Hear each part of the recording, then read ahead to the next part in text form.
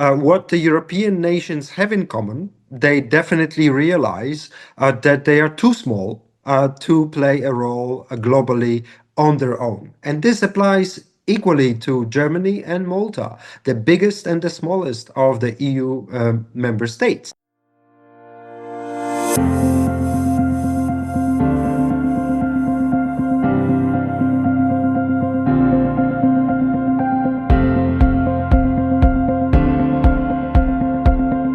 Hello and welcome back to The Focus. Europe has long been an economic powerhouse but a political lightweight, a union built for peace, not power. But Russia's invasion of Ukraine has forced the European Union to confront something it has never faced: a war on its doorstep. Brussels now talks about weapons, deterrence and defense cooperation. And with Trump 47's schizophrenic relationship with Russian President Vladimir Putin, Europe faces a defining question: can it stand on its own? Joining me today is Piotr Maciej Kaczyński, lecturer, analyst, and one of Poland's leading experts on EU policy and politics. Together we'll unpack whether the EU is truly awakening as a geopolitical force, or if it's simply papering over deep divisions. Piotr, welcome to The Focus. Thanks for having me. It's good to be here. Piotr, is the European Union finally becoming a geopolitical actor or just coordinating national interests under a shared flag? Well, I would argue that it's not one or the other, that it's always a process of building up a more coordinated approach. What the European nations have in common, they definitely realize that they are too small to play a role globally on their own. And this applies equally to Germany and Malta, the biggest and the smallest of the EU member states. And therefore, this is a tendency that will always push the European nations towards greater togetherness. But at the same time, we live in an era of growing nationalism and nationalists out there, and we see that it's not that easy to converge a nationalistic perspective of various nationalistic forces out there. I mean, we may celebrate elections in Netherlands or elsewhere, but then the same period of time, you will have a nationalist win in Czechia. You will have a number of governments right now that are nationalistic driven. But still, it does not mean that they are not investing into this kind of converging view, because they know that Hungary is small, that even Italy is small, and they are run by one of the most visible nationalistic forces out there to various degrees. I don't want to put nationalistic as purely negative. This is simply a political force that will put nation as the most important element that they will protect, that their job is to promote their nation against everything outside. They will differ, of course, but in principle, to answer your question, the first question is that they know collectively, the leaders of European nations and the heads of the European Union, they collectively know that the way forward is to make sure that this peace in Europe that has been always about maintaining peace between the nations within Europe, that peace needs to be protected against outside threats. And even if for many, many, many years we have had the American umbrella, that we still want to have the American umbrella in Europe, but this umbrella is not as sustainable as it used to be in the past. Hence, we are in the process, as you rightly pointed out, of collectively building a new umbrella that will be our umbrella protecting us against the world. And it's really interesting because the Chinese have a very similar perspective. The Chinese seem to be thinking about the world in the geopolitical terms, that there will be three major blocks in the world: the Chinese bloc, dominant according to the Chinese, the American world, the world of the seas with the American allies around the world, with Japan, Australia, and then the European bloc, where the Chinese see Europe as this emerging power which is independent from United States, but it's still lacking identity. So that is really interesting perspective from the Chinese angle. But it is also showing where we are in Europe. In Europe, we are struggling to stay united, and then collectively, how do we define our borders vis-a-vis US a little bit? We are like a teenage kid who needs to identify themselves from the parent, but this time we are the kid and US is the parent, and move forward in the world. Piotr, this is a very old European story. I mean, prior to us hitting the record button, we were talking about the debates 100 years ago, with regard to countries like Poland and how it formed out of the ashes of the old Austro-Hungarian Empire. There was the old Austro-Hungarian Empire, there was the old Soviet Union, there was the old Yugoslavia. All of them were multi-ethnic constructs, if you will, and none of them really survived. I mean, they went on for a long time, but then, how do you stretch a long time out? I mean, arguably the Austrians had the longest time, going back centuries. The Soviets, not so much, about 70 odd years. The Yugoslavs, again, about what was that, about 50 odd years since the end of World War II. Then, when Tito died, that was the end of everything. So it shows that there is something about European divisions that require a strong center. But once that strong center is gone, the thing that holds the political structure together disappears, and people revert back to their local cultural autonomous groupings. Is this a real danger for the European Union as it starts trying to find its feet as a geopolitical power, that it will break apart before it becomes a truly strong entity? It's a very good illustration into the pan-European struggle over the last 40 years or so. That how much united should we be vis-a-vis how should we celebrate our differences? United in diversity is the European motto at the end of the day. So we are celebrating diversity, but at the same time, we are putting a lot of harmonized rules out there to make sure that we live by the same standards or by the same rules. And that is exactly creating the tension that you just described. How much is too much?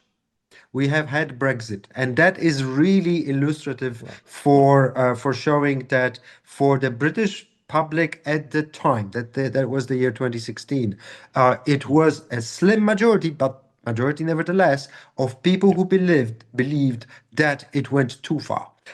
And Britain was the least integrated nation of the EU at the time because they've had their opt-out from Schengen, they've had their opt-out from the euro, the common currency. They've had multiple other opt-outs as well, and still they believed that they were ruled by Brussels. And that's a very relevant point because the Mm. perception by an average 450 million European that if they are ruled by Brussels, this is when the problems will begin. And that's exactly the problem of the Soviets, of the Yugoslavs, Austro-Hungarians. None of those Yeah. systems was democratic. And Mhm. if the power is bottom up, and if we follow in Europe what the Europeans collectively want, every European citizen has a European passport and a national passport. European elections and national elections. And the Europeans collectively know that those European elections do matter more and more. Every 5 years, there is 3 terms right now. There was a growing participation. There is a growing awareness that Europe is responsible for some of those rules. And then it is Europeans who see that our little Polish or our little Italian army is not going to defend us against the Russians. Of course, it doesn't mean that we will immediately create a European army. No, because that's exactly where you will have your nationalistic or national perspective that you don't want to give up on your national army. I mean, we can go back in history to 1950s when the French rejected the idea of a European army, which would mean to give up the French army. Yep. This is not happening. But what is happening is a more finesse to this project. You keep your national armies, but they have to be integrated with each other. So they have to be able to work together. They have to be able to procure machines and guns and ammunition together. That we need to coordinate between member states the production of those elements, and especially ammunition right now. We are going to have the kind of common procurement like we saw with the vaccines. Now we are going in during COVID. Now we may be seeing a joint procurement for some elements which all member states are lacking, and we may be collectively in need of that. For example, anti-drone wall on the eastern flank, which would be built independently by the countries which are on the eastern flank. Poland just announced that it's going solo on this matter because Poland's afraid that the European may be late. And there is an issue of timing as well, that if you do things nationally, it may be faster. But it never stopped anyone in Europe ever. If you do something first, then the Europe will follow, so to speak, along the lines of the country or countries that went first. And that's exactly how Europe moves forward. It wins between the ideas, initiatives that are developed locally, and then taking the best examples and promoting those best examples among 27. And of course, there's an issue because, for example, if you followed the last meeting of NATO leaders and the problem with the Spanish Prime Minister who said, "But I'm not gonna spend 5% Right. on defense," right? Right. Right. Because Yeah. he's a Spanish leader. He doesn't Mm, have an eastern border. He mm, doesn't see those problems as closely as others. mm, It's easier for the mm, Portuguese because there's a Portuguese president of the European Council these days. So mm, he's responsible for the entire union, and mm, therefore this Portuguese link is better. But the Spaniards are a bit more on the back seat on those topics. But believe me, this issue is not one or the other. It's always a process of deliberation and getting those partners on board with everybody else. Even the one that is hated in the media, the Hungarian leader Viktor mm, Orban of from Budapest, Hungary, he is agreeing. I mean, if we are seeing the European Council conclusions on defense matter, Hungary is on board. Even we had 19 package of sanctions against Russia. Hungary and Slovakia signed up to the package of sanctions against Russia. So it's not that those countries that are bombarded in the European media that they are, I don't know, chauvinistic, mm, pro-Russian, Putin camp. Not exactly. They have their own way of doing business, and talking with each other is the European way. The problem with talking, it takes too much time often, yep. and and we see that when it comes to military, when it comes to taking action, especially defensive action, you have to have the chain of command, and that's where we enter into this realistic world where you need to establish this chain of command. And right now we have NATO. So Mm, NATO is there. It's the same European countries. Every now and then you'll have a text that, oh, will EU double what NATO does? EU will never double what NATO does because EU and NATO are the same countries, except with a few exceptions, because there's United States in NATO, of course, United Kingdom, Canada, Turkey. The difference is Norway as well, but also a few Balkan countries, for example. mm, So the NATO is not going to be threatened by the EU. EU is simply another club of the same member states on the European continent that need to take precaution in case. There is a president of the United States that one day will just pull off that umbrella that I was talking about. If there is no American umbrella, then we will have a big problem in Europe. And in case that happens, we need to be ready. Because when there was a wave of Russian drones or coming to Poland, it was Italian, it was Dutch, it was Polish military that together shot them down. So that is not a problem. But coordination was within military, within NATO. So there are protocols in NATO that allow for that defense to take shape. Now, we collectively Europeans are playing right now in 2025, end of 2025, to maintain NATO, North Atlantic alliance with the United States. How long will it hold? We just don't know because we are all prone to elections and other processes bottom up. The same processes that are bottom up challenging European unity are challenging American democracy, and not only American democracy. There's a lot of processes in our democratic societies that are new, and we do not know what the future will hold. How strong and how radical will the nationalist forces be in the future? Piotr, you raised a lot in that segment, and I just want to unpick some of it. I mean, from an Australian perspective and of European origin, I can honestly say, hand on heart, what you've said to me sounds extremely reasonable, and I think that most of our audience would say the same thing.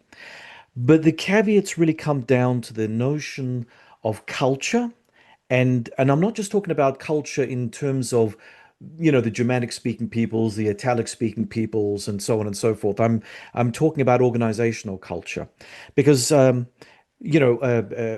associated with a number of relatively senior ex-NATO people, and we often get around the table and virtually at least and have a chat about European defense. And there is a real fear among the military old salts, just formerly recently retired from NATO, that Europe isn't moving fast enough, that there is not much of a connection between NATO and the EU, not in the way that they want to see it. Because, of course, people in the military are then responsible for the defense of the European space. But if they keep on getting hampered by European politics on the ground, because again, as you unpacked it, it seems very much like the EU is an organic institution. You say ground up, and that's fine. That's fine for politics. It's not necessarily fine for hierarchical structures that all national militaries happen to be, so that they will respond to a central command from a headquarters.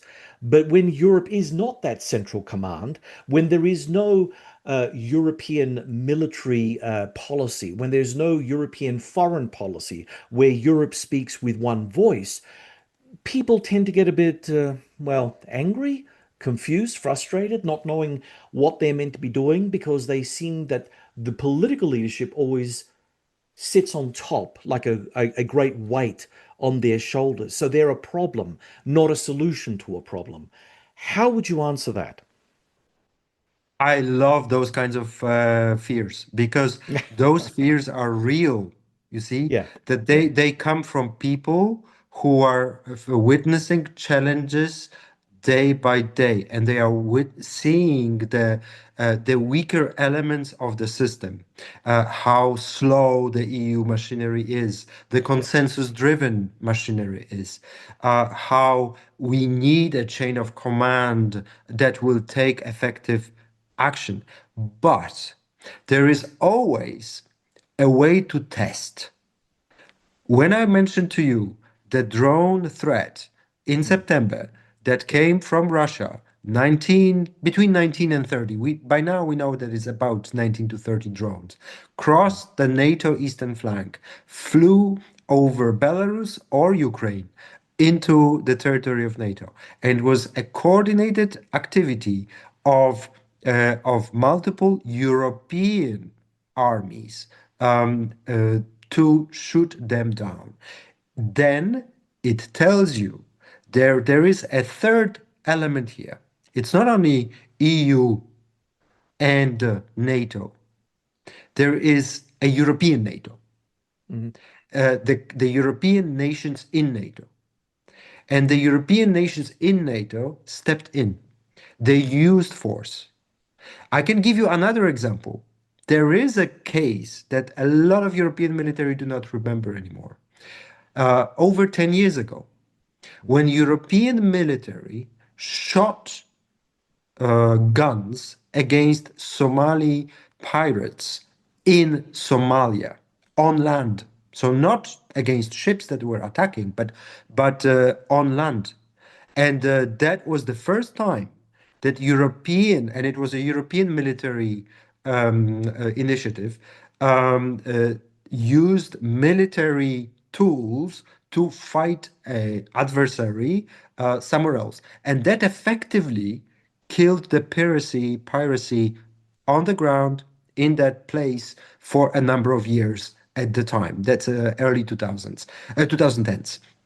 So Europeans are capable. The problem is, of course, about where is the switch. And we are not going to see that switch. Why? Because doing the switch, having a European headquarters, military headquarters, for example, would be viewed politically as an anti-American step. And we do not want for that to happen. We need to be ready to step in with a decision like this the moment Americans step down or step outside, so to speak. Americans did step out in eastern Poland when this situation happened with the Russian drones. It was a German newspaper that revealed that one of the drones or multiple of the drones were targeting a airport in Rzeszów, which is southeast of Poland, which has been used since 2022 by Americans and everybody else in NATO as a main hub for flying in military equipment that is then put on rails and sent to Ukraine. It's a hub. It's a major hub. And until early 2025, there were American military protecting that airport. They were stationed there. Comes Donald Trump, removes the American soldier from that airport.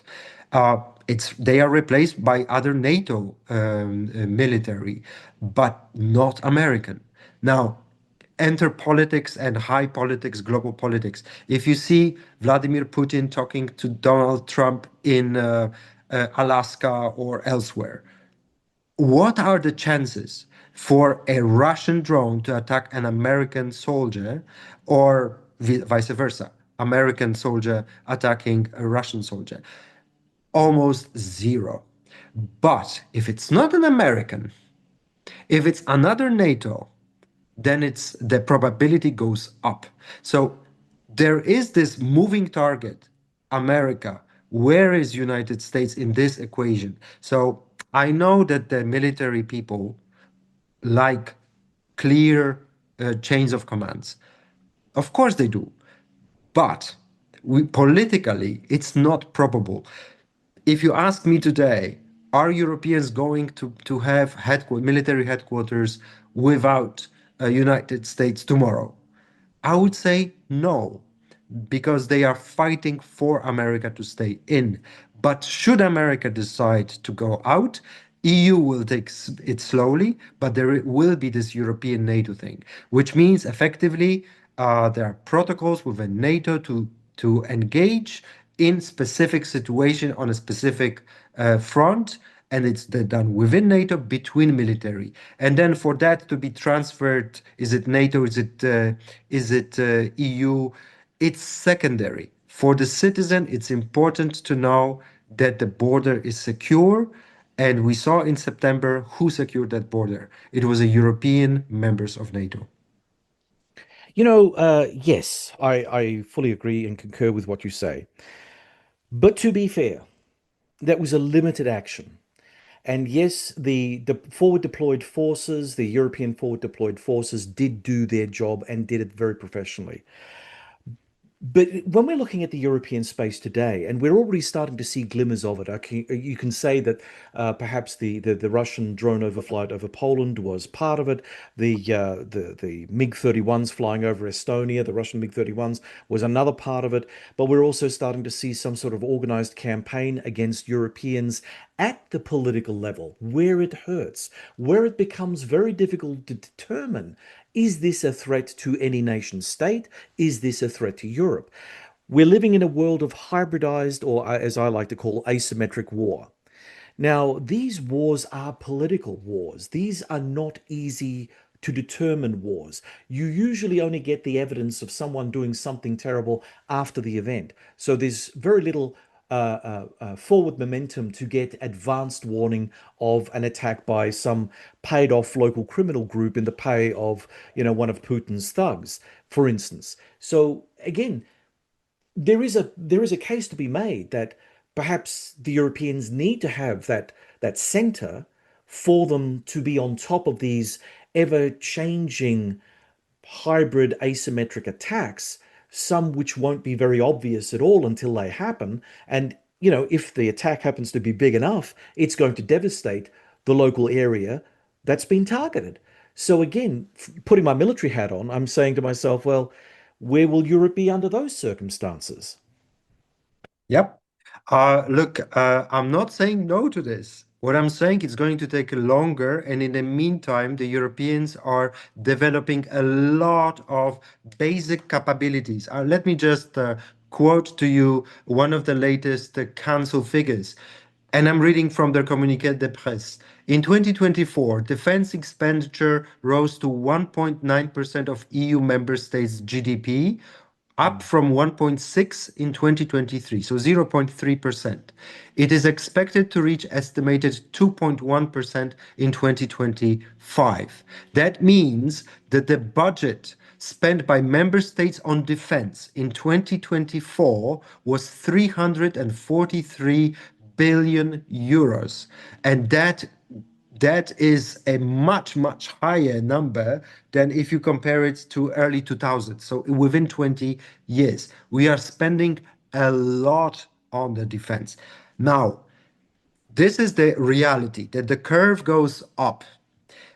The question is it high enough? Is it fast enough? Is it climbing up enough? Because, for example, when previous German chancellor tried to speed up the transformation of the German aircraft, he was told in late 2010s that or early 2020s that he will have to wait 10 years before the first aircraft arrives. So from the order before they are actually delivered. So Yeah. that's a little problem. You have this experience of what was a Danish procurement of some American Patriots, I think it was, and the producer of Patriots said, sorry, we have limitations on the speed of production of those goods. So there are questions of how fast, but that's only one question, and a lot of people are interested in this. There's another question, of course, how do you coordinating spending that money? And that's exactly where the EU is already on it. That the member states are not duplicating their spendings, that they coordinate their spendings. This is the most important element right now, to spend that money effectively. So they talk, and they have to talk because they have to be transparent internally. If you talk about defense issues, those are one of the most secured, security-driven elements in discussion. And we have our military dialogue. We have our military structures within the EU where the military people from armies talk to one another. There is a permanent military ambassador to the EU, not only to NATO, but to the EU from each of member states. And they do engage with their partners to make sure that it's coordinated activity. And then EU also spends more money. For many years, one of the predicament of the European taxation or budget has been if you don't spend the EU money on agriculture, on regional policy, which is aid to our regions, on anything, that the money returns to member states that paid in. in proportion, right? So you have extra spending. For the last 5 years, it's no longer the case. The money that is not spent on agriculture, that is not spent on anything else, regional policy, is staying in the EU budget and is transferred to defense, primarily Ukraine. I mean, this has to be Yeah. said out loud that Mm. Ukraine and this a lot of our defense budget is actually linked with the situation in Ukraine, with the war that Russia is leading in Ukraine. With Donald Trump, the pressure is even greater on Europeans to supply Ukrainians. So Europeans are in their planning taking responsibility for the union of 27 member states and Ukraine at the same time. It requires so much coordination because you with Ukraine you have to coordinate what Ukraine needs, who can supply it, who will pay for it, when it will happen, and it works. We cannot say it doesn't work. Of course, we would love for Ukraine to win this war tomorrow, recover all its territory, and have Russia surrendered to Ukraine, and we'll have a peace plan. But for the moment, we are doing utmost we can to support Ukraine to sustain itself and fight the enemy with limited resources because Americans have switched from supplying Ukraine to selling to Ukraine, but who's paying for it? Europeans are supposed to pay for it. Yeah. So Yeah. again, more pressure on Europeans from our partner slash ally, United States. Not an easy situation, and pressures there, internal and external and financial, and it's still not cracking. So the very fact that it's not cracking has to be viewed positively. Not, of course, to say, ah, it's not cracking, it's great, let's do nothing. No, but they are engaged within what's possible. And that is, if you like, maximizing of your possibilities today of what you have within the reality out there. It's not the perfect situation. It's not a perfect scenario, but within what's possible, a lot is being done. And I'm going to praise them for it as a person sitting outside of that structure. I'm not employed by the EU, I'm not their spokesperson. Should they do more? Of course, they should do more. Examples of nationalism in play? Of course, there's plenty. Just look at Belgium and their prime minister, who is saying, "Oh, I cannot agree to this plan of using Russian frozen assets because I'm threatened that in the future Russia may sue Belgium for that money and win in arbitrage." Mm. That's a very weak political argument that you can easily go around and solve this and address this issue between lawyers of Belgian from Belgian government, commission government, sorry, from commission lawyers, and sit together and solve this issue. But the nationalistic prime minister there is in Belgium is saying, I'm not going to play. I'm too threatened. My country is threatened. So my country's priorities are come first before Ukraine or larger Europe. So you have examples of both. Yep. But does it mean that we are not going to address this issue or keep on trying to address this issue? Of course, we are going to try to address this issue. And this is why the frustration comes in that it's delayed, because it's always delayed.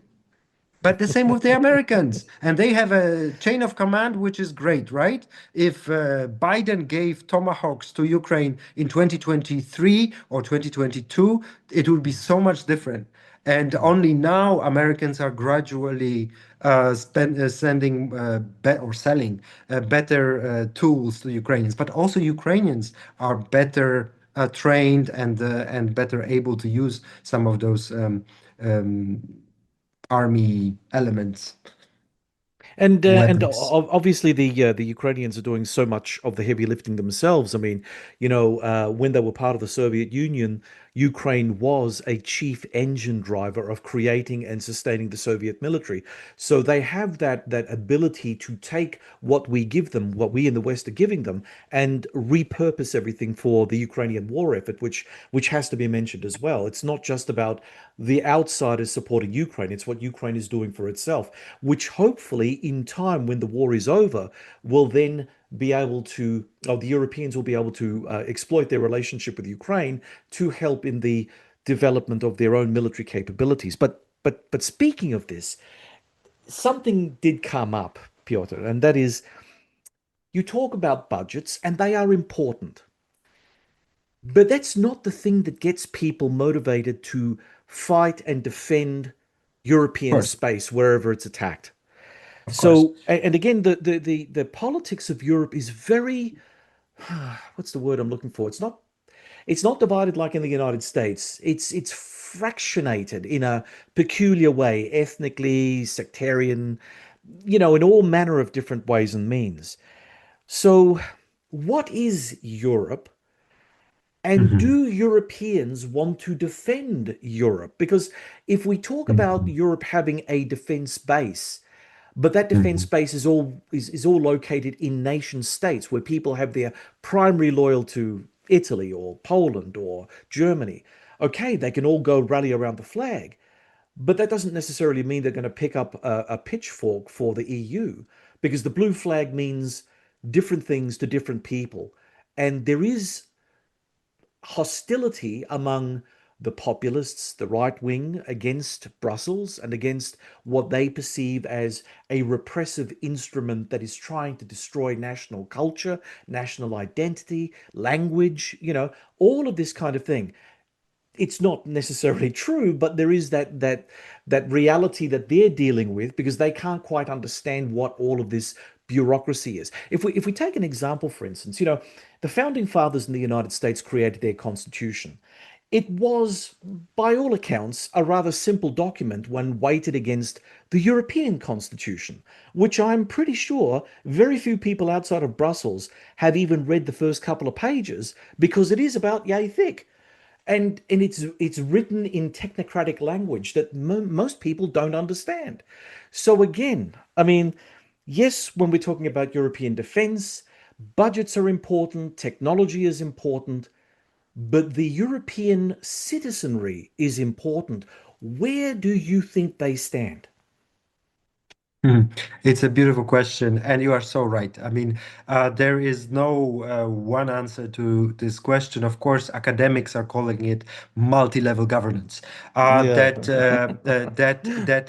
the rules are made at different levels, and in a kind of confederal model. So people Yes. who live in federal systems will understand it a little bit better. Mm, It took Switzerland, which is another confederacy, it took Switzerland so long time before Switzerland could give voting rights to women. It was the last Western country to do so in the 70s when the mm. Swiss decided that because it's a confederacy. So all the men in majority of Cantons. the cantons had Mm. to be in favor on top of Yep. majority of the population, Yep. which was not easy. It Mm, took Switzerland up to 2000s to join UN mm, for the same reason. Some mm, things are extremely long and delayed. Look, it's a pros and cons. I mean, you keep on underlining the forces that go bottom up against the center. Those powers, those forces are very strong in Europe. They've always been very strong in Europe from the 50s. So mm, this is good because it gives the sense of reality check and reality control vis-a-vis what the top-down approach does. The latest example of this confrontation, top-down and bottom-up, is in climate policy, and it's in mm. transition. Right.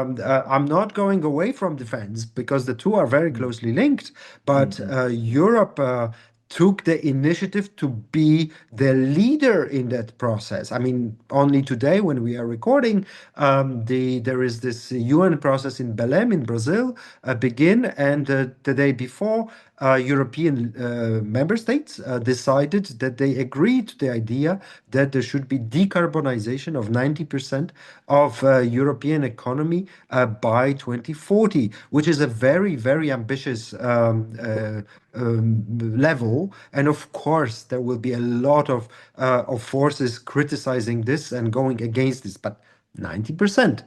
That is Hungary and Italy on board with that, and Slovakia and Poland and everybody else.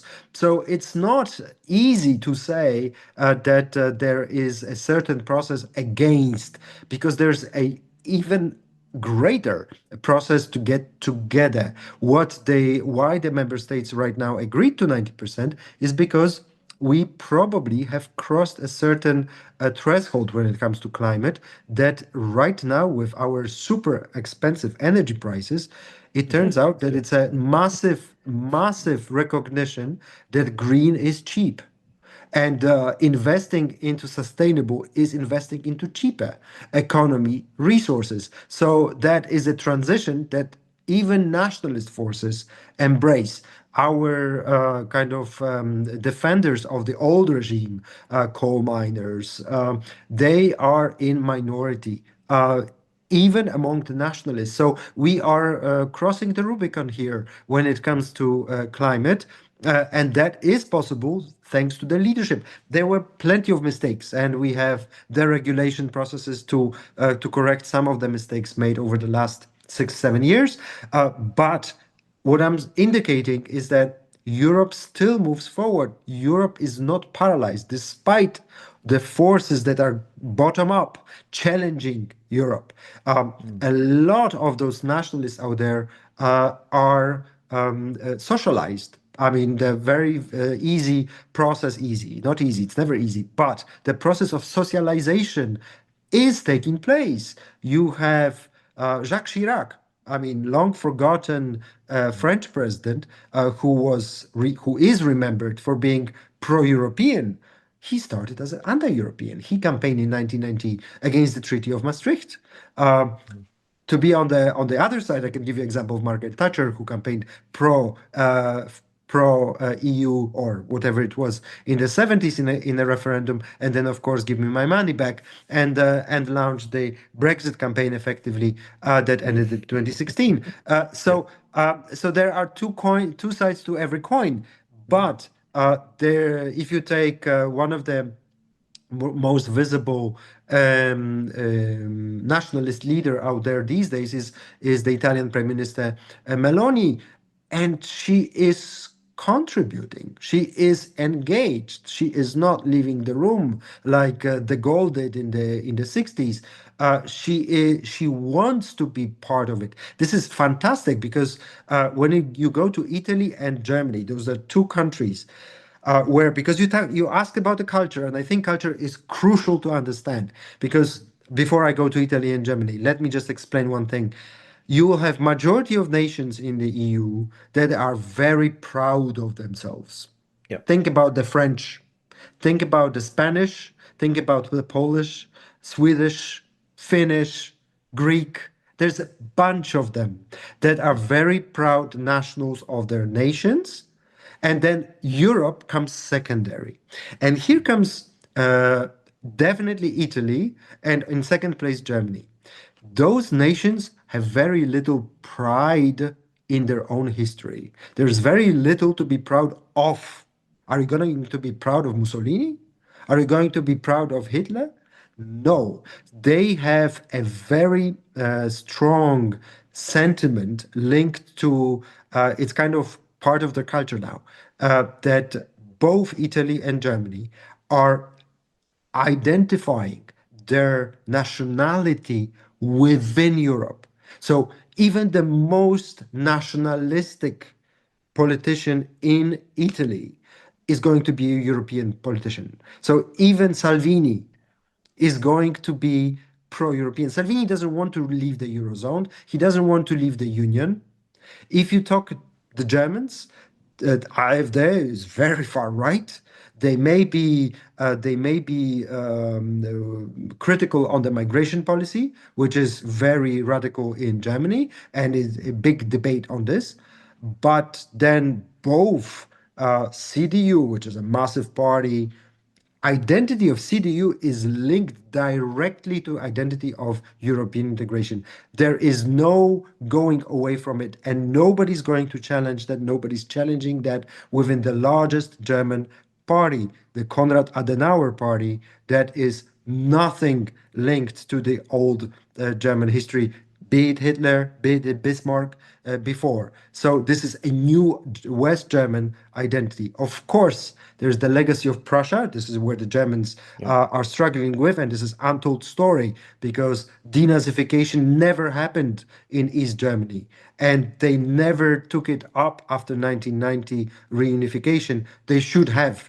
We should have done it in Eastern Europe too, because we see that those debates that Western Europeans had in the 60s, in the 70s, we have never had. And those issues are coming up now between liberalism moving forward. What is the role of my 10 million people state in the world? We mean nothing, we can do nothing. So what can we do, right? And a lot of nations have that kind of identity challenges. But then come post-Soviet and post Yugoslav nations whose identities are yet different because they don't have a problem to identify themselves in a larger family of nations that is democratic. The problem of Lithuanians, Latvians, Estonians, and the Slovenes, Croatians has always been that their previous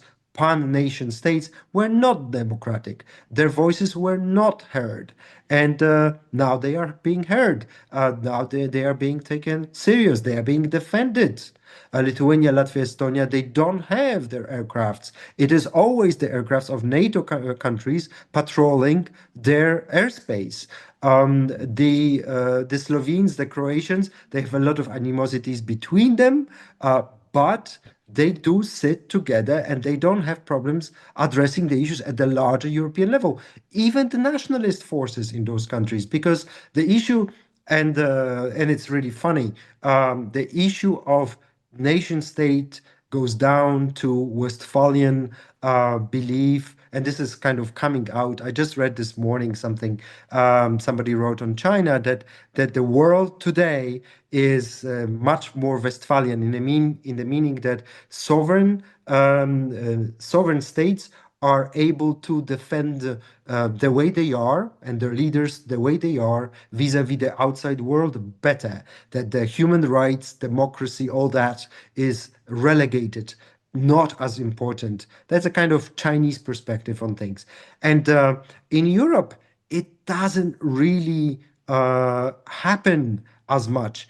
We have our countries and our cultures and our histories are telling us that our powers are not pure Westphalian. Why? Because over half of Europeans are coming of a Catholic background, and Catholic background is telling you that you have two centers of powers always. One is the national one, and the second is the church, which escapes the borders, and that's relevant. That's not irrelevant. So I would have more problems with the Protestant countries that are more tend to be kind of holistically closed, but those that have a strong Catholic heritage will have this element within their nationalistic forces of actually engaging with fellow Europeans. There's bigger criticism of the left from the perspective of nationalists in Europe today than of each other. Let me put it this way. So you have a transnational dialogue between Meloni people and the Polish nationalists, and you will have very little racism against each other. There is still with the Romanians. So Romanians and Italians, they are at odds because there is a racism within the nationalist forces of two countries. But apart from that particular case, the rest is not viewing itself that badly anymore. Piotr, you raised again a number of points in this, and I want to reflect on one of them. You were talking about European parliamentarians and the centrality of nationalists being able to talk civilly to various other people across cultural and linguistic barriers. And look, the European Parliament serves a purpose, I suppose, and I'm only speaking from an Australian perspective, so please forgive me. But the one thing that I can also counter that with is that, yes, but you had Nigel Farage as a member of the European Parliament, Yeah. who was white-handing Britain's position so badly that it also accelerated the very anti-Europeanism that you found in London. And now we have Brexit. So Right. there is that sort of countervailing aspect. But I do Yep. take your point, and I think it's a very important point. And my friends and I often reflect on this because we're all quite astounded by Georgia Meloni. I mean, she is from the right, and she's the most pragmatic person from that part. Now, can you say, hand on heart, if the AfD were to take over in Germany, that its leadership would adopt a pragmatic response like Georgia Maloney, or is Maloney something different? Is she reflective of a peculiar modern Italian culture where she understands power in a more sophisticated way than, say, for instance, a Geert Wilders in the Netherlands or a Nigel Farage in the UK or the AfD in Germany? I mean, where does all this lie and how can we connect the dots here? That's a very good point as well. I think this plays exactly to my argument that Italians are different because their political identity, their national identity is so much weaker.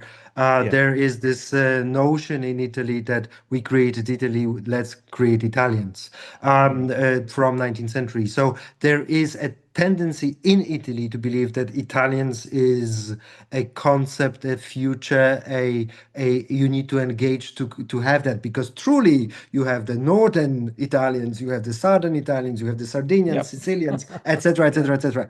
Yeah. So Italy is a bit special. The problem with AfD I have is that they are very Prussian in their approach. So they are not exactly reformed. They are not Adenauer people. They are not Mm, Catholic people. They are coming from this Prussian angle of Germany. And mm, then it comes down to leaders. I mean, individual leaders. You mentioned Farage, you mentioned Meloni, how different they go and they come from the same kind of wall, if you like. yeah. Wilders, really interesting because Hmm. Geert Wilders is kind of between the two, that he is as radical as Farage, maybe even more radical when it comes to racism, when it comes to anti-Islam, but he is as pragmatic turns out.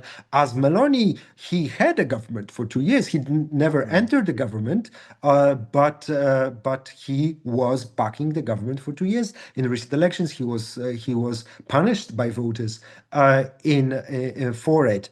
Um, but the real test will be, of course, France. What Because AfD coming to power. Look, my bet would be that they will be, if they don't reform internally, that there is a real life threat for them to be considered illegal in Germany. Germany has a radical policy to fight post-fascism within their constitution. They have instruments, they have institutions to fight it. So if there was a threat coming from AfD to challenge the German domestic system, then the Germans still have that trigger to defend themselves, and we are not getting there. There is. The German politics is, let's put it on the side, but the French politics is much more closer to be the test of that system. How pragmatic would France be should there be a nationalistic prime Yeah. president in France, or even prime minister for that matter, because that could happen as early as 2026, president 2027. So that is a big question. I cannot give you the answer because, as we see with Meloni, there were so many threats with Meloni. There was this when Meloni was elected. Then von der Leyen was in the U.S. and she had a very radical message to the new Italian leadership, saying that you cannot break rule of law. Yeah. If you break rule of law, there will be consequences. And I think Meloni recognized that there's lots of links between Meloni and the German Christian Democrats, not necessarily the Italian, but the German Christian Democrats. So there is a way of having conversations, but it shows you, and I think this is a very important point that maybe escapes a lot of people, is that Meloni recognizes power because power recognizes power. Mm. Brussels is power. We may be critical of it, the nationalists may be challenging it, but it is the center of power. And the change from the founding fathers of Europe are that they built that power. So that there was no power in the 50s when Monet created the high authority, when Schuman had his declaration, and Walter Heustein led the first European Commission. That power came to existence in the 50s and 60s and onwards with Delors in the 80s and 90s. And today we are where we are. Meloni simply recognizes that power, that in order to reform Italy, you need to have assistance from Brussels. Thatcher was engaged with Delors to reform UK. And that went well for Thatcher. And then they engaged to reform the rest of Europe. That was the big political plan from Thatcher perspective. But there were other elements that came in the 80s, and she was not so keen on anymore. When Meloni comes in, she sees this big power, Brussels. It's not a threat to the Italian identity. It can be helpful to reform Italy the way she wants it. So she engages. And the same way, Mateusz Morawiecki, who was a Polish nationalist prime minister for many years, also engaged with Brussels. Right now, he's a president of ECR post Meloni, and he's having his visions laid out in his speeches in Heidelberg, not only in Poland, but also in other places. So there is a certain nationalist light perspective of where to take the EU, not necessarily forward. They don't necessarily would like to have this European military headquarters. They don't like to consider divorcing United States. They want to keep things as they know, which is the things as they are today under current treaties. There are some people who want to change the treaties and take them down. Viktor Orban, for example, he doesn't like European Parliament for a change, but there are this. And maybe we should give names for that. Meloni and Morawiecki, the Polish former prime minister, this is party called European Conservatives and Reformists, ECR. And they are the closest to the mainstream, if not the mainstream today. And then you have more radical conservatives slash nationalists. And this is called right now Patriots for Europe. And this is Viktor Orban. This is Andrzej Babiš, the incoming Czech prime minister. This is Geert Wilders' party. And then you have the third, which is called Europe of Sovereign Nations, and this is where AfD is. And AfD, from all of them, is considered the most radical, the most extreme, potentially the most threatful. Incidentally, the Le Pen party, the French Le Pen party, is in Patriots for Europe, so she's right to Meloni. But at the same time, there seems to be this year, 2025, a much greater sense of trying to engage the patriots, especially from the EPP perspective. European People's Party, the Adenauer in history, today a dominant political force in Europe, and they do deals with the patriots more and more. So it may have a peculiar effect because it may well happen in 2027 when there's French presidential elections, and if the candidate of the far right is not Le Pen, because most likely she will not be able to run. So somebody else is supposed to run. So maybe it is Mr. Bardella, who's the leader of that party in the European Parliament.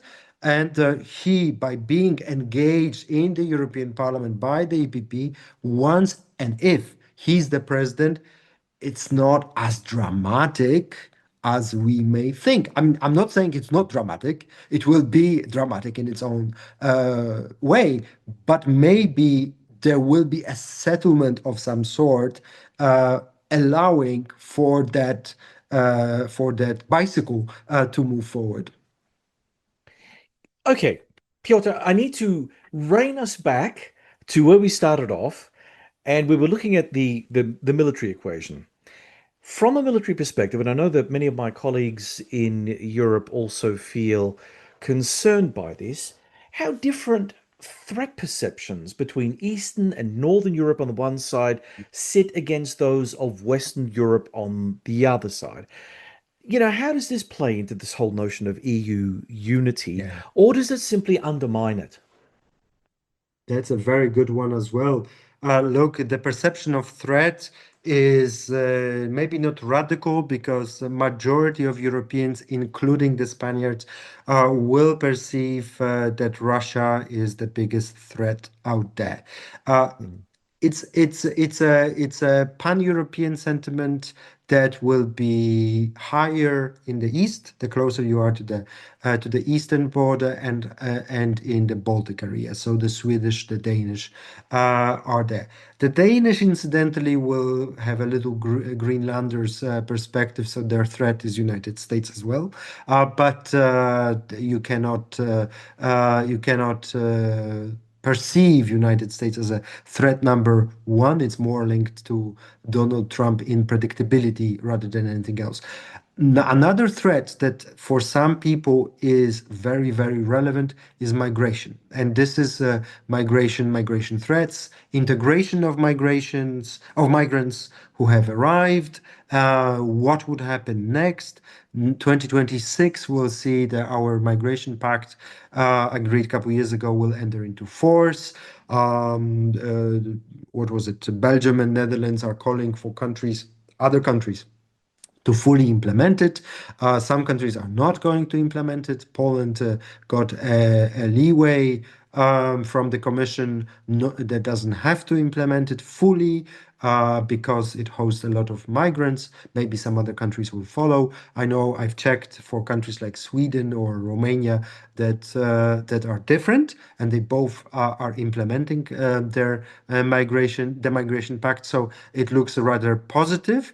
Um, but the threat of migrants is not as big in Romania, very few migrants migrating to Romania, but it is among the people who see that as a threat, especially those voting far right. And that is across. It will not be in one country or other more than others that stretches from Poland down to Italy and Spain. But then you will have a growing challenge, which is actually worldwide challenge, which is demographics. I mean, this is something that we do not talk enough, but for a lot of people out there, this becomes an issue. A couple years ago, I went down to Italy and Malta, and Greece, but particularly in Italy, we were talking about with researchers on agriculture and migration and agriculture, and the researchers, I remember that very well, tell me that back in 2020 when we did this project, that the Italian agriculture is not sustainable without migrant workers, that you need those workers to come and do the fields to collect whatever is growing on them, and that is really telling a story not only about migration, but not only from the perspective of integration, but also from the economy, but also, and that's a crucial one, on the landscape of who is populating our rural areas in Europe. Because if we need those migrants and they will come here and they will live in our villages, that will create such a challenge when it comes to integration, that might create extra problems and challenges for the future. All I want to say is that Europe is full of problems, but still it goes forward. Okay, well, yes, it does. Um, we talked about Trump, but not probably enough. There are many Mhm. people that I know of who consider the Trump administration an American aberration, and Mhm. that once he's gone, that'll be it. America will go back to normal and everything will be fine. But I tend to think that perhaps it's not going to work out as easily as this. We do have another guy that's waiting in the wings at this point in time, a man by the name of JD Vance, who doesn't get enough airtime, and I think strategically so. But his views on Europe and the transatlantic alliance are even worse than Donald Trump. So, Also, while the EU may not see the Americans as a threat yet, because they're desperately trying to keep the Americans engaged in Europe, there is the likelihood that if, say, the Trump administration were to end sooner rather than later, and say Donald Trump, for health reasons, has to, resign and JD Vance then becomes president of the United States, things are going to take a decidedly bad turn for transatlantic relations. How do you see this? this is a nightmare.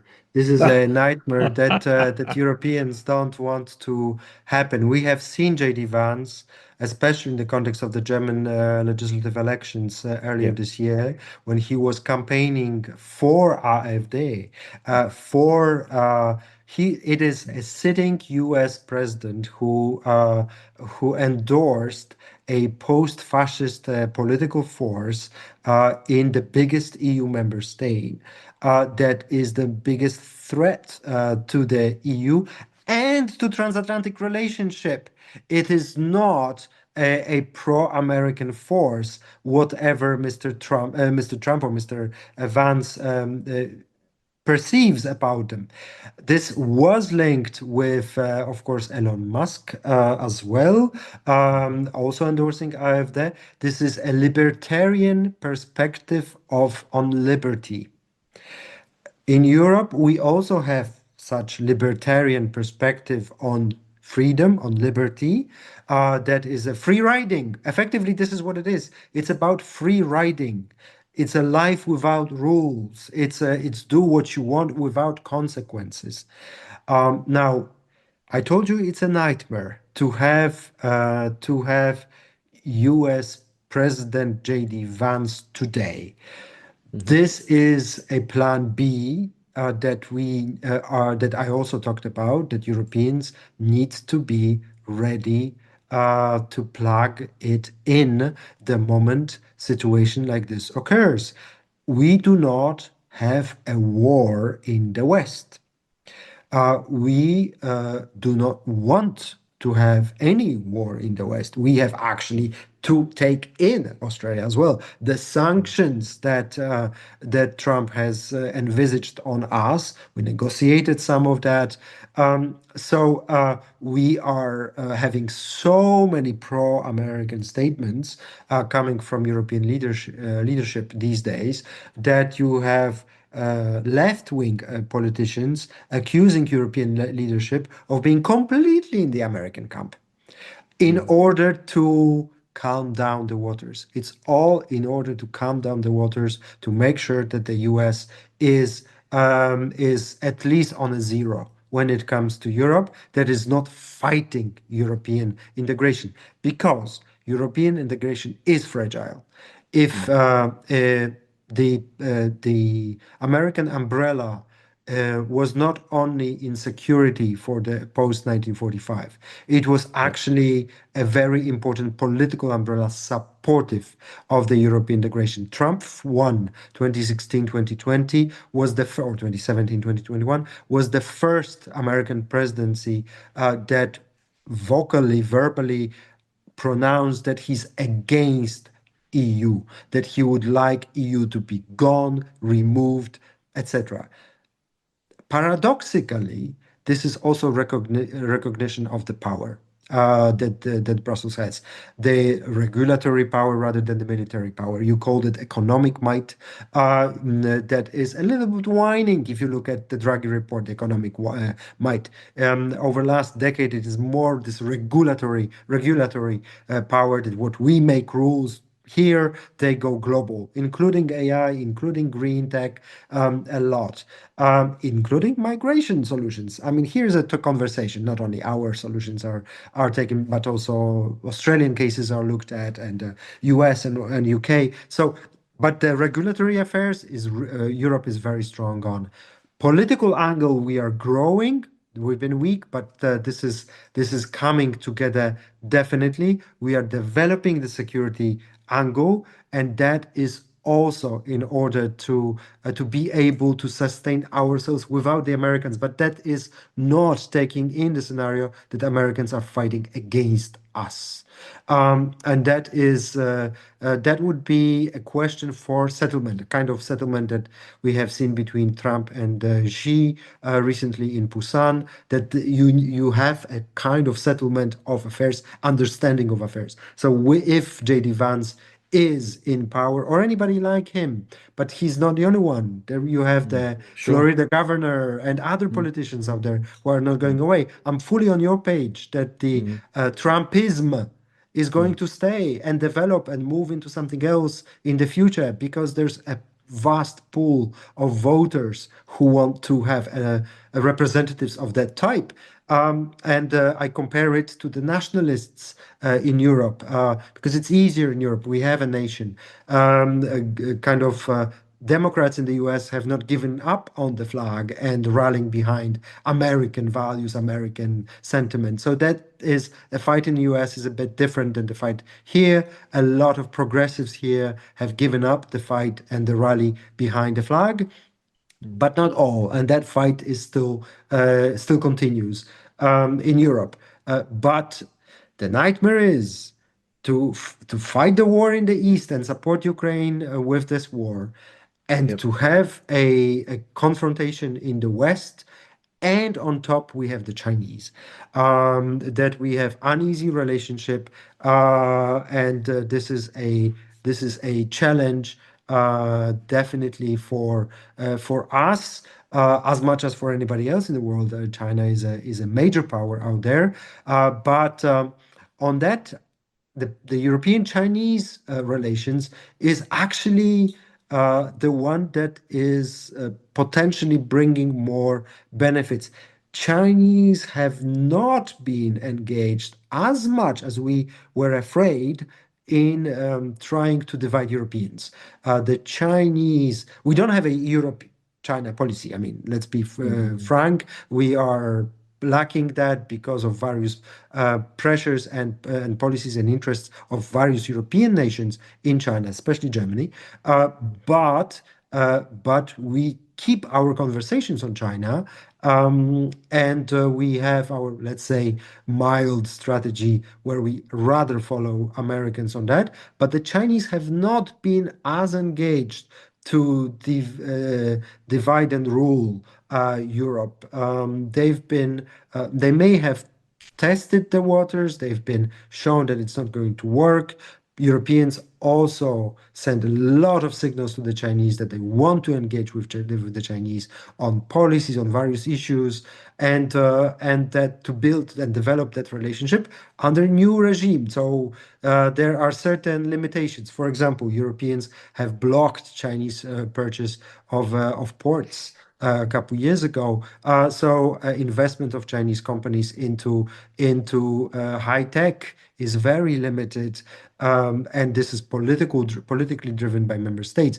There is so many elements out there which shows that we are showing Chinese the limitations of what they can do in Europe, and that's the another element on EU enlargement, which is happening because part of EU enlargement to the Balkans is exactly fighting the Chinese, not the American, not the Russian, but the Chinese influence in the Balkans. So this is why there is this kind of speed process of getting Albania, Montenegro by the end of the decade, maybe some other nations from Western Balkans in a few years after 2030 as well. So we are having that kind of dilemma with all the major powers. We do not want to fight two wars. No empire in the world has ever wanted to fight two wars at the same time. So if the war in the West is coming, let's say 2028 is won by a Democrat. Let's presume this person is more pro-European, whoever that person is. So we have a certain moment in time until 2032, maybe 2036, before the next wave of nationalists forces and anti-European forces comes to Washington. If that is the case, that means we have to prepare for it, and hopefully by then, the Russo-Ukrainian war is over, completely removed from the picture. Ukraine is part of Europe. We have dealt with that. Ukrainian enlargement will be massively changing the European landscape of how EU does its policies, but also will be post-war a major pool of potential economic growth, not only for Ukraine, but for other European nations as well, rebuilding that country post-war. So that is a major challenge for Europe. But once we have peace over there, of course. But hopefully by that time that actually happens. You're listening to The Focus, where we cut through the noise to bring you clear insights on global affairs. If you're enjoying this discussion, please take a moment to like, subscribe, and share this episode. It really helps us reach a wider audience. Okay, Piotr, look, I'm no fan of Donald Trump at all, but I can understand where he comes from, that sort of uh, lower socioeconomic public grievance against elite politics in Washington, D.C. He was able to channel that public anger in a very real way for many people. But his criticism of the European Union, for instance, is that the Europeans grew fat and rich under US protection and during a period of free trade. And now that the United States is finding it harder and harder for it to afford its own lifestyle, it needs its tariffs as a way of leveling out America and Europe. So Europe doesn't just run away with a program exploiting American military dominance on the continent so it can just keep on making money hand over fist. So there is that sort of argument that I think that you'll find quite rich in the MAGAverse. But then I look at what you were saying earlier about, no empire wants to fight a two-front war. And I sit back and I say to myself, when in history did any empire have a choice about whether they fought a two-front war? I mean, these things happen by circumstance, and the circumstances seem to be developing as we're speaking. Because if your prognostications about a Trump and a future Trump-like figure were to play themselves out, you're looking at a hostile United States. It ain't going to be a friend of Europe in any way, shape, or form, which puts NATO at risk, it puts the European countries at risk individually, and it puts the whole EU project on, on thin ice, shall we say. So, what can we possibly do? I mean, if Europe is no international or geopolitical international actor, not really, not in the way that the United States is, Russia is, China is. It's not a state. It's not a state. So it's not a state, and it doesn't have a central core by which it can move into that space easily. It's what, a marketplace? And if it's a marketplace, how then do you turn the power of the marketplace into something that can push back against the stresses from the Trumpist American experiment, as well as the Putinist, rubbish over the other side of the Ukrainian border? I mean, how then do you see Europe play itself out? I mean, you mentioned China. I think, and look, I'm no fan of Xi Jinping of the CCP, so, let's put that on the record. But again, just looking at it from a realist perspective, and I have been accused of being an offensive realist much of my academic life, but you would say that then someone in Brussels must know that by hedging one's bets against America's potential rivals, such as China, such as Russia, would give Europe a political and strategic heft it currently doesn't have. What do you think is then preventing that from happening? Do you think the Europeans are so enamored by keeping the American alliance functional in whatever capacity, however reduced it will be, that there is no way they'd ever contemplate moving outside of that orbit in order to save themselves? Thanks for this. Look, it a lot comes down to what we perceive as international relations, and international relations. The classical way of doing it, it's relations between states. And Mm, relations between states, they are stronger, they're weaker, they're empires or not. Just example of an empire that chose not to fight two wars, Soviet Union.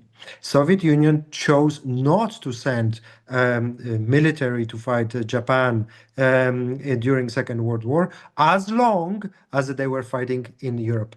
Only after they finished fighting in Europe, they sent their military to Manchuria and fought the Japanese. It was their mm, deliberate choice not to fight the Second War, even though they were in war with Japan for much, much longer, but there were no military activities there between one or the other. Um, right. when it comes to realist approach, and has always been a problem with realistic approach to the EU. What is it? It escapes because it's not a state. It's never going to be a state. It's not going to be what Altiero Spinelli wanted, a European federation. It's not going Mhm. to happen. There is no end goal in this process. I like and I promote, and therefore, the construction that Jacques Delors used, that this is a political project under construction. It's a political project that member states, because they are the political actors, member states are investing in because they are Mm, maximizing their potential by being in Europe. And even mm. if they are run by nationalistic forces, Giorgia Meloni knows that she meets Putin because she's in Europe. Yeah. If she was not in Europe, if she didn't have the leverage that she has in the European Council, she would not have the same privileges in Mar-a-Lago. Mm, So the question will be when other political centers recognize Europe as a political center. And that is more or less done with questions, of course, nationalistic forces in Paris 2027, nationalistic forces in Berlin, uh, mm. and elsewhere. But more or less in Europe, we have a debate about it. We have some kind of perspective on this. It's much more difficult outside because if you have an American political leader who is not educated about how the world looks like, especially in European affairs, it's usually a guy, sees that it's only countries and they are members of United Nations, for example, and they are all small and they should be United States colonies effectively. They tell us what to do. Trump and America in 2021, 2025, 2029 is effectively treating Europe as America has treated the rest of the world during Cold War. That Mm. it is a subordinated continent that should follow the orders of Washington. Now, we are uneasy about this very clearly, but at the end of the day, we are doing what we can to keep that giant not integrating and making even more fuss. That's effectively what's going on right now. This is the strategy. In the meantime, we are using this threat, American threat, to build ourselves up. We are spending more and more on military, our own. We are procuring part of that outside US, South Korea mostly. But we have a debate in Europe. How much of the European increased spending on military should be spent exclusively in Europe? So That, that that's is, that's a very good question because again, when I think of the many discussions that I've had with my European colleagues, it comes up from my perspective in Australia. Well, we don't know much, but we know something. It's like, well, you've got defense industries. Why aren't you supporting your own defense industries? I mean, it heartens me that the Ukrainians now are going to have the rights to build the Gripen fighter, the Swedish Gripen fighter in Ukraine. I think it's a brilliant idea, but that it took so long to come to what I would imagine military common sense. You have stuff you don't you would rather buy an American JSF, and look, the JSF is a very complex and a very controversial aircraft for a whole bunch of reasons, namely cost, complexity, all sorts of things that go into that package. But to be sweet with the Americans and with Lockheed Martin in particular, we all wanted to buy what the Americans are offering. But you've got the Rafale in France, you've got the Gripen in Sweden, you've got the Eurofighter. All of these things, if they are not supported by the European defense industries, will go by the wayside. And the only thing you've got left going for you is dependence on the United States and everything that they have, which I don't think is going to be good for Europe, either at a national level or at a broader European level. Because if you want to then pump prime European industry, you must support Europe. Now, I get the South Korean aspect because the South Koreans are extraordinary. I mean, second only to the Japanese in terms of how they can just switch things on and switch things off. They are just amazing. And I think that there is advantage for that as a stopgap. But again, you've got Rheinmetall. Rheinmetall make tanks. You've got the British Challenger. You've got all sorts of European items and artillery pieces and ammunitions and missiles that can be built in country, in Europe, I should say, as well as employing a lot of people as a side benefit of all of this. So yeah, it makes me scratch my head about this. I mean, here in Australia, we're a farm and a mine. We've got no industry except for what we suck in a little tidbit here or there from the United States. So probably our audience would say, "You're a fine one to talk, John. What's Australia doing?" Well, we're not doing a hell of a lot right now, but we have made one really good acquisition. We're going to buy 10 Japanese frigates, which I think is probably the best acquisition that we've done in a long, long time. Nonetheless, we still have a few disasters to wade through, namely the AUKUS submarines, but that's another story for another time.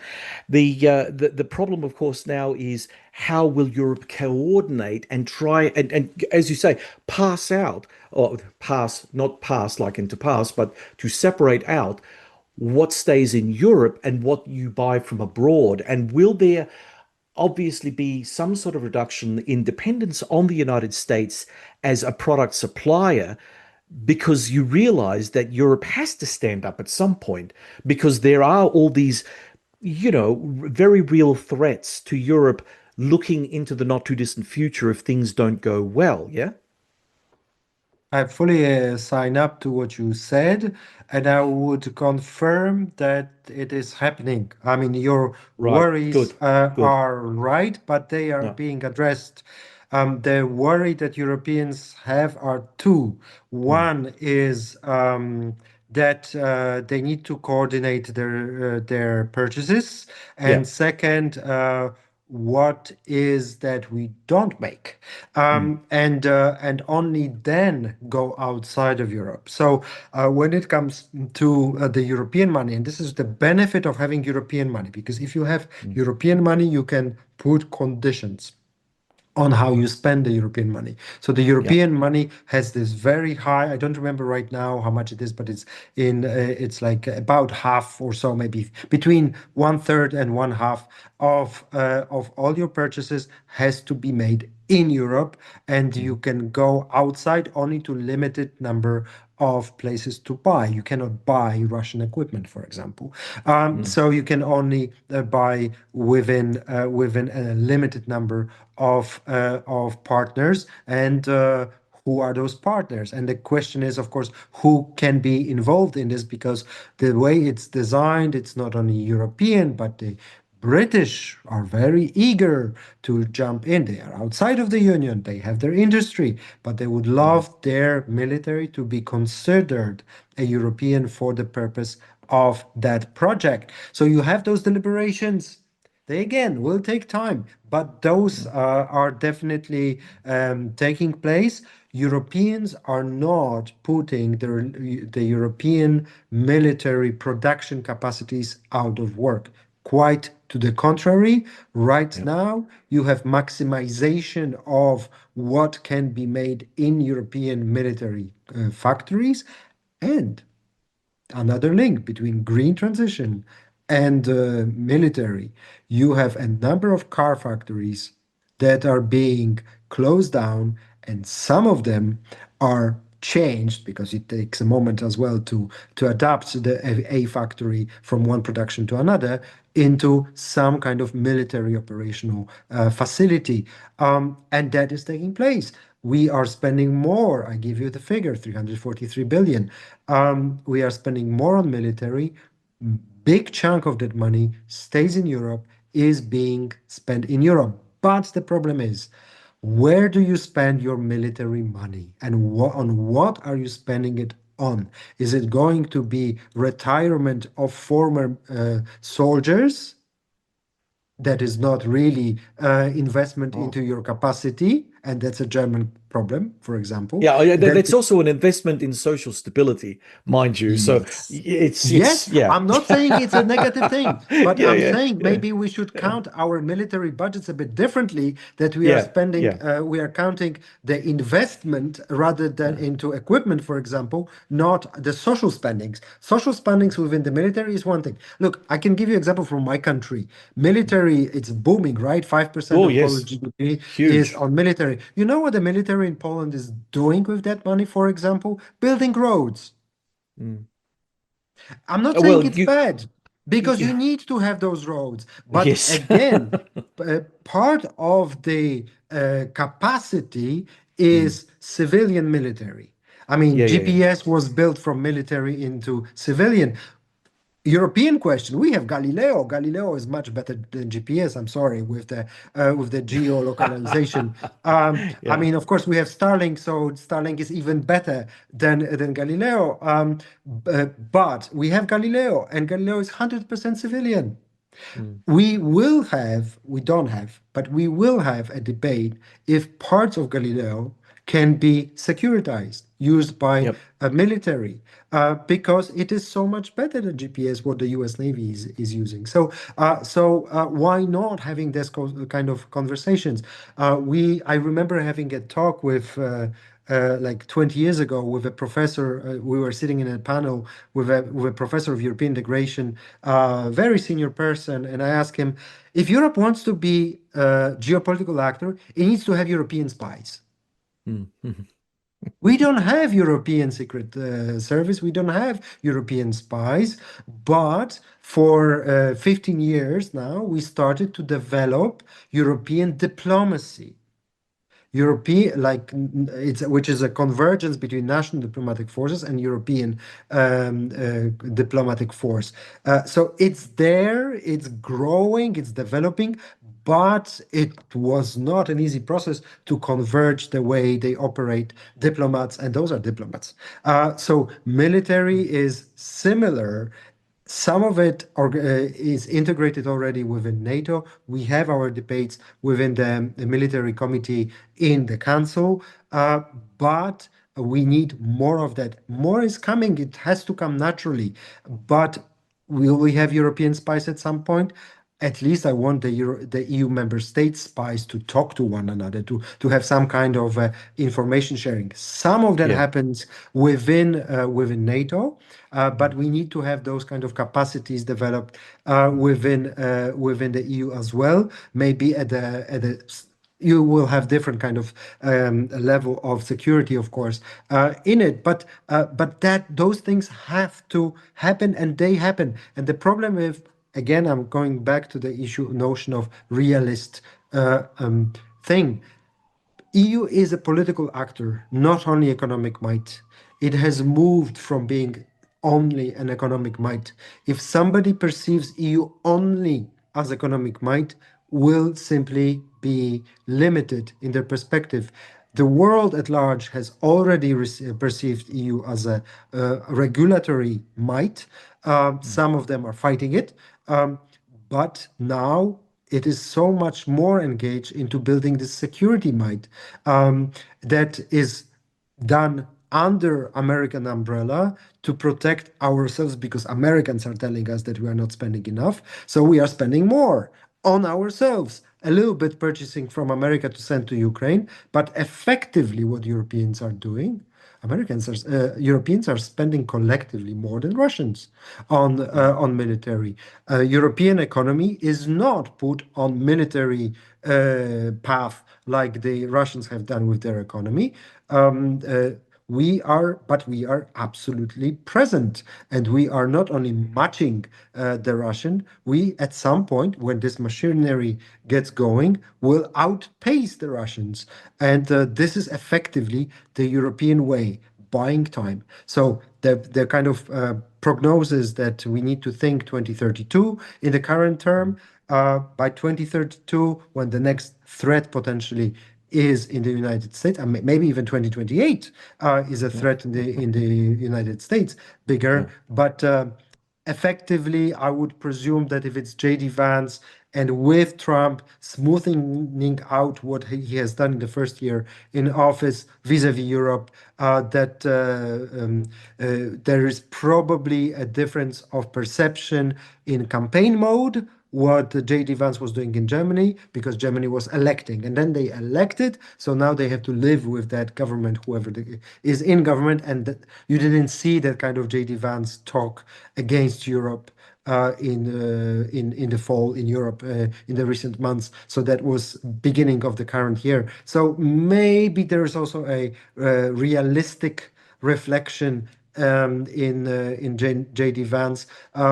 Mark Rubio needs to be mentioned here because a lot of positive impact on bringing Trump US to Europe has been it's a work of Mark Rubio, and beginning of the year it was not there. We saw dissolution of US aid, State Department reduced capacities, but with time, Marco Rubio's impact on the president has been rather growing than diminishing, and that is also Ursula von der Leyen. She had a problem of getting through to Trump, and she started to have the personal relationship with him only when Pope died, and they met at the funeral, and ever since. They have an open line of communication. Phones are working. But for the first 4 months or so, 3 months, the phone calls were not coming through. We had a fight over with whom Trump can talk, and Vance was on the negative side.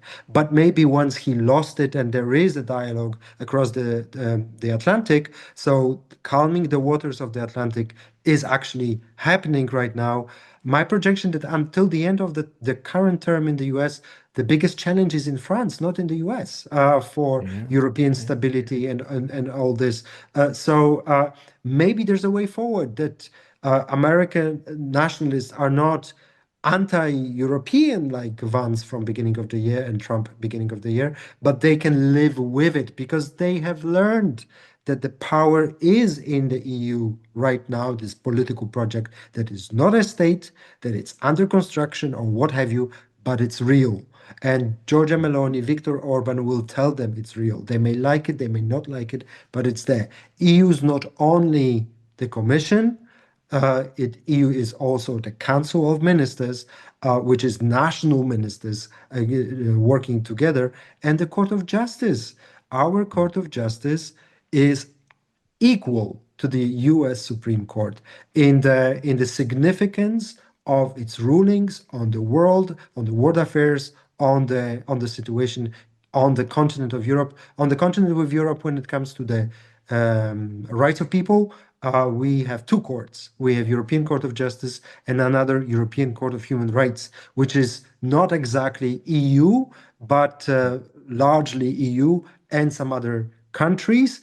UK included, Norway included, and some Turkey also is in the Council of Europe. This is the organization that hosts the European Court on Human Rights. Russia's not in it. But it's important court for European we mentioned culture as well, and Yeah. the legal culture, which is the cross-border using the courts by people, using the courts by companies. That is actually part of European machinery as well.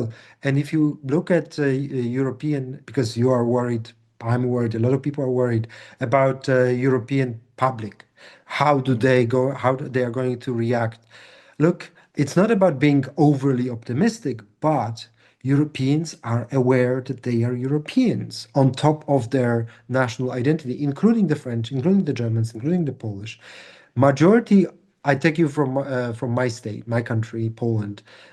We have political class, which is 50% nationalistic, 50% non-nationalistic, and 80% of the public wants to stay in the EU. They don't see alternative to it. Yeah. Even majority of nationalists have no problem identifying as Europeans. They may not like certain policies. They may be opposed Green Deal, transition to sustainable or whatever, but they are not going because of that to see, I don't like it, therefore I'm out. A kind of British. The problem of the British has always been that because they negotiated their opt-outs, it was always in or out. Thatcher told them it's an economic project, nothing else. So they had nothing to value.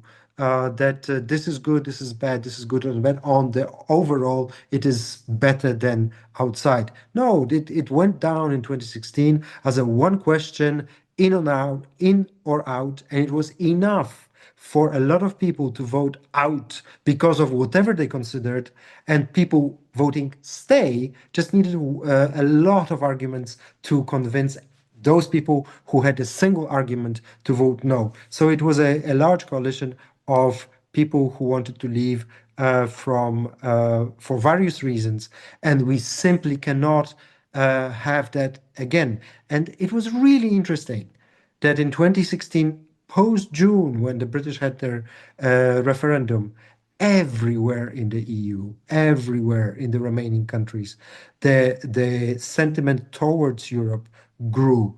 And Europeans, and this is my understanding, that Europeans see that there is a possibility to be critical towards people who are in government, collective government, European Council, European Commission, Parliament, and at the same time stay pro-European. And this is why you can vote Giorgia Meloni, you can vote other nationalists into office to be more defensive within what states should do, but not exactly leaving the union.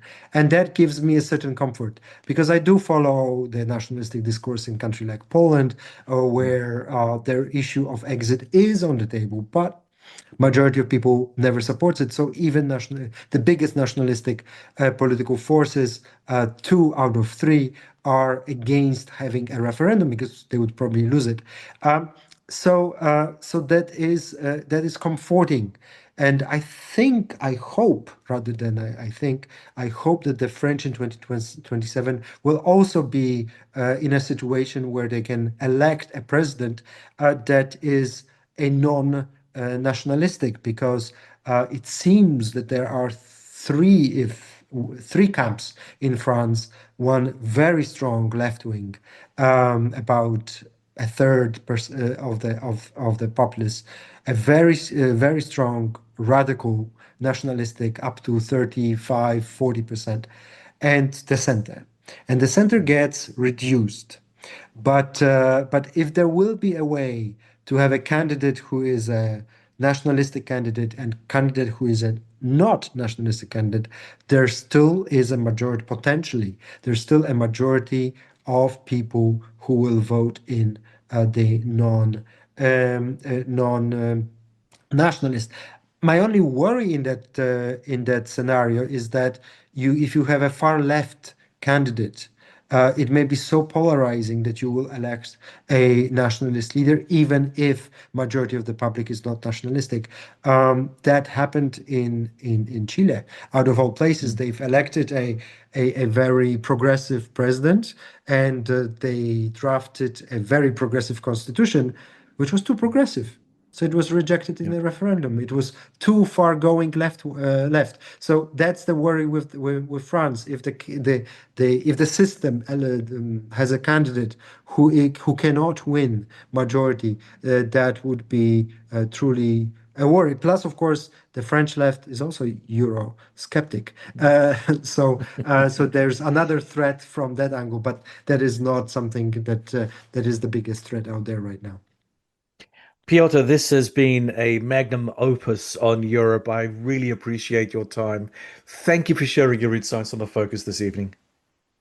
Thank you very much for having me. I look forward to the comments that will come out. Oh, I'm sure there'll be a few. Europe's experiment with power is still unfolding. From Brussels to the battlefields of Ukraine, from Paris to Warsaw, the question remains, can 27 nations act as one when the stakes are existential? My thanks to Piotr Maciej Kaczyński for joining us today. Now on to questions for the audience. Do you believe the European Union can ever act as a true military power, or will national interests always get in the way? Has the rise of right-wing and populist parties made Europe stronger through diversity of opinion or weaker through division? If the US steps back from Europe, who should take the lead? France, Germany, Poland, or no one at all? Let us know in the comments section below. If you enjoyed this podcast, please subscribe to our YouTube channel. It's a free way to support us. You can also subscribe to the podcast on the Ozcast Network, iTunes, and Spotify, where we'd appreciate your 5-star reviews. Do you have comments or questions about the podcast? Post them in the comments section on YouTube, and I'll do my best to respond to as many as I can. My thanks as ever to the producers of The Focus, Neil Smart and Lynn Sear. Please stay connected with us on social media. Follow me on X at BruniDoctor and follow The Focus on X at @thefocus_sage. And don't forget Blue Sky on the Focus Pod adl.bsky.social. From Adelaide, South Australia, you've been listening to The Focus.